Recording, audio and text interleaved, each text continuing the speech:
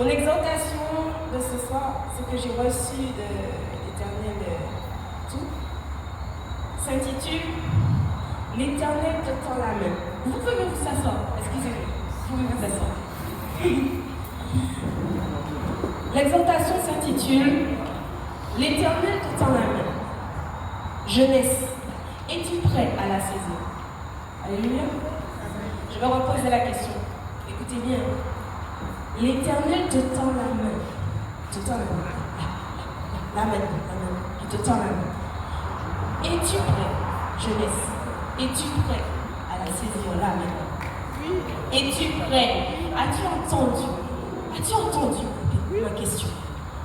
L'Éternel te tend la main. Es-tu prêt à la saisir? Qui est-ce qui est prêt à saisir la main de l'Éternel là ce soir? Qui est prêt? Qui est prêt? Alléluia. Amen. J'aime.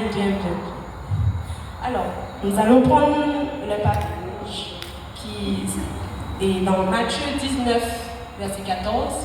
Une petite levée pour faire la lecture, s'il te plaît.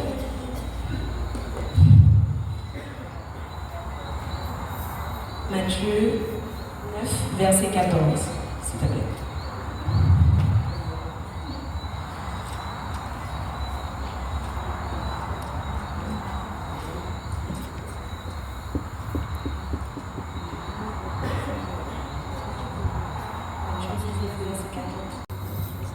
Jésus dit, laissez les petits enfants, ne les empêchez pas de venir à moi, car le royaume des cieux est pour ceux qui leur ressemblent. Est-ce que vous avez entendu cette parole? Vous voulez qu'on la répète? On la répète?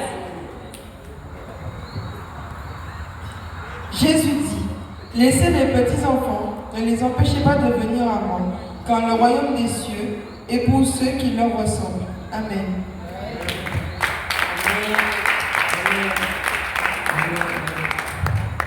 Bien entendu, bien aimé. Cette parole, vous avez compris que l'Éternel s'adresse aux parents. On est d'accord? Il ne s'est pas adressé aux enfants, il s'adresse aux parents. Amen. Aux parents. Papa, maman, tante, oncle. La personne qui s'occupe de l'enfant là. L'Éternel te dit, laisse venir à moi les petits-enfants. Parce que le royaume des cieux, il est semblable à ses enfants. Amen. Amen. Oh, vous êtes là? Vous êtes là? Oh, comment? C'est silencieux. Oh, je ne vous entends pas. Oh, comment? On est là? On est ensemble? Amen. Puis le deuxième passage, dis-moi. Lorsque l'Éternel dit, dans ce passage, dans Matthieu 19, verset 14, il te dit, laissez venir à moi les petits-enfants, car le royaume des cieux est pour ceux qui leur ressemblent. Si vous regardez bien, lorsque vous êtes dans la phase d'enfant, vous ne connaissez rien. Tout ce que vous touchez, vous le mettez dans votre bouche. Tout ce que vous faites, vous le faites avec quoi? Avec innocence. Amen. Maintenant que vous êtes passé de l'autre côté, vous êtes devenus des ados, des adultes, etc. Ça, c'est plus pareil. C'est difficile pour revenir à l'enfance. N'est-ce pas? Ça sera dur, hein? Parce qu'au final, quand un adulte va revenir à l'enfance, on va le juger. N'est-ce pas? C'est facile pour les adultes de juger. Or, les enfants, que tu sois noir, que tu sois blanc, que tu sois je ne sais combien d'origine tu as, ils te donnent l'amour. N'est-ce pas? Amen? Je vais répéter ça. Parce que j'ai l'impression que vous n'êtes pas trop présents. Vous êtes présents? Amen. Vous êtes présents? Amen. L'Éternel nous dit, laissez venir à moi les petits-enfants, car le royaume des cieux est pour ceux qui leur ressemblent. Nous devons, nous chrétiens, nous adultes, papa, maman, tout le monde, nous devons retourner à cette phase d'enfant. Je n'ai pas dit enfant spirituel, Comprenez ce que je veux dire? Parce qu'il faut évoluer. Mais nous devons garder cette innocence. Je n'ai pas parlé d'ignorance, j'ai parlé d'innocence. Amen. Si vous voulez recevoir réellement le royaume des cieux, revenez à cette phase d'enfant.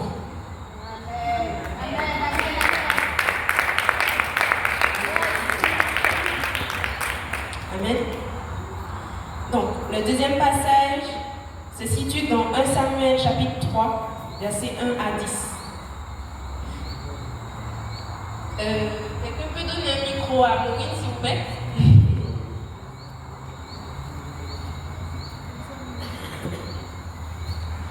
Vous pouvez chercher le passage aussi. Allons-y, venez dans la parole. 1 Samuel 3, chapitre 3, versets 1 à 10.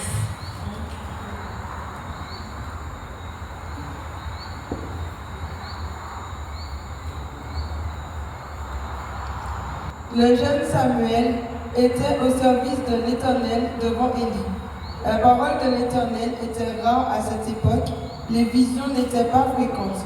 Un jour, Élie, dont la vue commençait à faiblir et qui ne pouvait plus bien voir, était couché à sa place habituelle.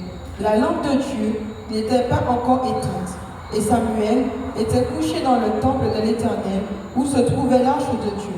Alors, l'Éternel appela Samuel. Il répondit, « Me voici. » Courut vers Élie et dit, « Me voici, car tu m'as appelé. » Élie répondit, « Je n'ai pas appelé, retourne te coucher. » Et Samuel alla se coucher. L'Éternel appela de nouveau Samuel. Samuel se leva, alla vers Élie et dit, « Me voici, car tu m'as appelé. » Élie répondit, « Je n'ai pas appelé mon fils, retourne te coucher. » Samuel... Attends 2 secondes. Vous avez compté le nombre de fois que l'Éternel a appelé? Vous pouvez me dire combien de fois il a appelé? Là, pour le moment là, combien de fois il a appelé? 2 fois. Ok, vas-y. Samuel ne connaissait pas encore l'Éternel. La parole de l'Éternel ne lui avait pas encore été révélée. L'Éternel appela de nouveau Samuel pour la 3e fois. Samuel se leva, alla vers Élie et dit, « Me voici quand tu m'as appelé. » Élie comprit alors que c'était l'Éternel qui appelait l'enfant. Et il dit à Samuel, « Va te coucher. Et si l'on t'appelle, dis, parle l'Éternel, car ton serviteur écoute. » Et Samuel alla se coucher à sa place. L'Éternel vint se tenir près de lui et appela comme les autres fois, « Samuel, Samuel. » Samuel répondit, « Parle, car ton serviteur écoute. » Alors l'Éternel dit à Samuel, « Je vais faire... » Amen. Alors, là vous avez vu, l'Éternel a appelé 4 fois. Vous êtes d'accord avec ça? Il a appelé 4 fois. Il y a des moments dans la vie où on arrive dans des situations. Lorsque, par exemple, on recherche quelque chose inexistant dans les plaisirs du monde, par exemple. Il y a plusieurs phases d'appel. Par exemple, la drogue peut t'appeler. Tu vas, tu viens. Ça dure, ça dure, ça dure, ça dure. Et au final, quel plaisir tu prends dans ça? Vous pouvez me répondre? Quel plaisir vous prenez dans la drogue, par exemple? J'entends pas. Vous n'êtes pas là. Hey, vous n'êtes pas là. Allez, voilà. Vous êtes là. Mais à ce moment, quand tu es dans le monde des drogues, c'est là.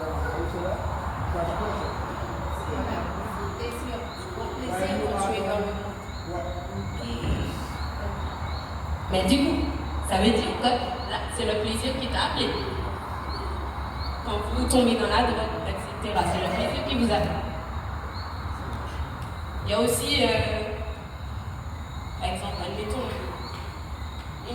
l'Éternel nous demande de faire attention à l'excès de tabac, par exemple. On se nourrit. En fait, le plaisir a plusieurs formes. Et il fera plusieurs appels. Or, ce n'est pas lui qui vous appelle réellement.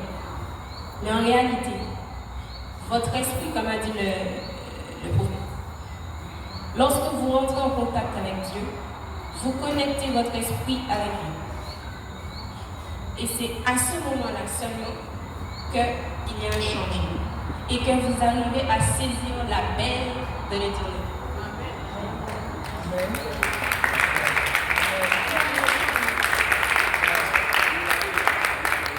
Amen. Donc du coup, pour qu'il y ait ça, il faut que vous rentrez dans une phase où vous faites silence, vous décidez. Vous prenez un coup comme ça peut arriver comme ça, donc vous prenez conscience que les appels que vous avez reçus n'étaient pas les bons. Et au final, vous allez chercher à avoir le bon appel.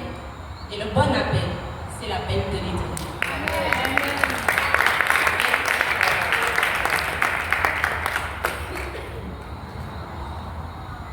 Car comme vous le savez, Samuel, il a été consacré même avant qu'il ne fût né. Puisque ça a été fait dans la promesse de sa mère Anne. Sa mère soupirait tellement pour avoir un enfant. Quelle fut cette promesse? Seigneur, si tu me donnes cet enfant, je te fais la promesse de te le consacrer et il te servira toute sa vie. Mais à ce moment-là, comme il est dit dans le texte, Samuel ne connaissait pas Dieu. Donc ça nous montre encore une fois que le salut est individuel. Il faut que vous ayez vous-même individuellement cette rencontre avec Dieu pour pouvoir commencer à le servir. Mais pour cela, comme disait le titre, Jésus te tend la main, jeunesse, et tu es prêt à la saisir.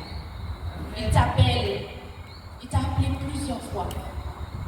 Mais est-ce que ton cœur est disposé à entendre et saisir sa main? Peut-être depuis avant même que tu sois né, tout comme Anne, ta mère ou ton père t'a consacré à l'Éternel, mais il faut que tu passes par des combats, il faut que tu passes par la phase de crise d'adolescence, comme on dit, par exemple. Tu fais des caprices, tu vas par-ci par-là, dans les plaisirs du monde, etc. Mais il viendra un temps où l'appel de la consécration te saisira. Amen. Amen. Il y a un temps où l'appel de la consécration te saisira. Et ce jour-là, ton âme, ton esprit, ton corps, à ce moment-là, s'accorderont pleinement. Ça rejoint encore le message du prophète. Amen. Il faut que ces trois phases soient en accord pour pouvoir servir réellement l'Éternel. Amen. Amen.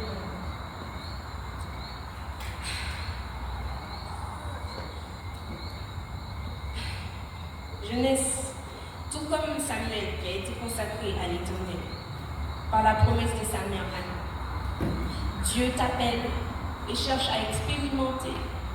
Il cherche à expérimenter une chose grande avec toi.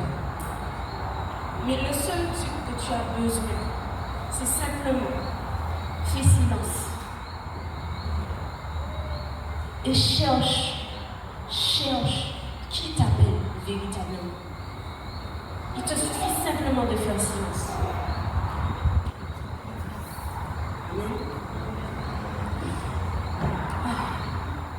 Nous allons prendre un troisième passage qui est dans Jérémie chapitre 1, versets 4 à 8.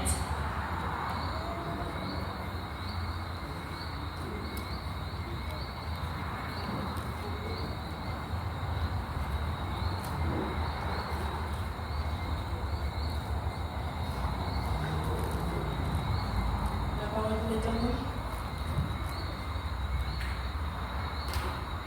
La parole de l'Éternel m'a été adressée. Avant de te former dans le ventre de ta mère, je te connaissais.